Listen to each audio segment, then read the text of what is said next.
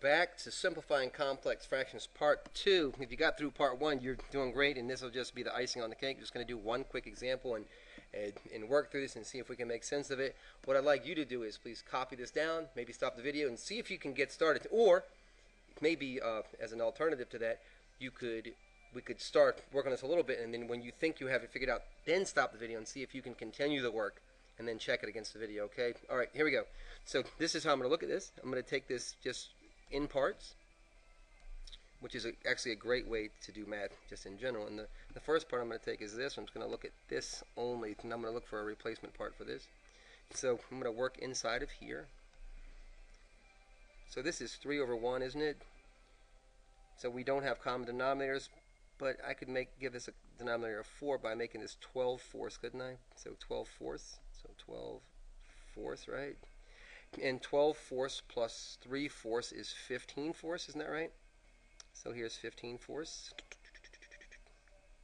So 15 fourths, right? I'm going to do a little bit of math over here, and I'm going to bring this up as its reciprocal. I'm going to rationalize this too as 2 over 1, right? So I'm going to take the 2 over 1 times 4 over 15 means extremes theorem, right? Which gives us 8/15 is good math, isn't it? So what I'm going to do is I'm going to replace all of this with 8/15.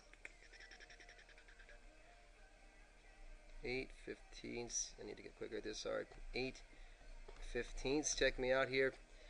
2 is the same as 30/15, isn't it? So I'll replace my 2 with 30/15. Remember there was a 2 here, but 30 over 15 is 2. Add these two things together and get, right? You have common denominators here, so we can add these. You can see I'm trying to work my way here. So add these two things together and we'll get 38/15. Is that still good math?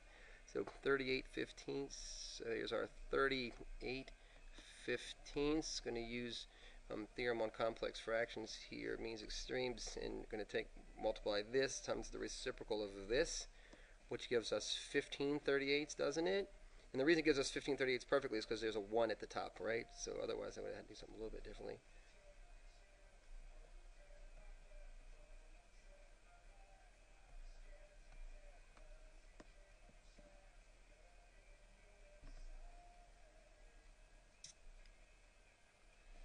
And this will be 38/38, isn't it? 38/38. I got lost for a second after that minute. And this is 53/38, is that right? 43 plus 1, 53/38, right? 53/38. 53/38. So 53/38. Sometimes I forget stuff, right? This is a complex fraction now, isn't it? So I'm looking at this like that.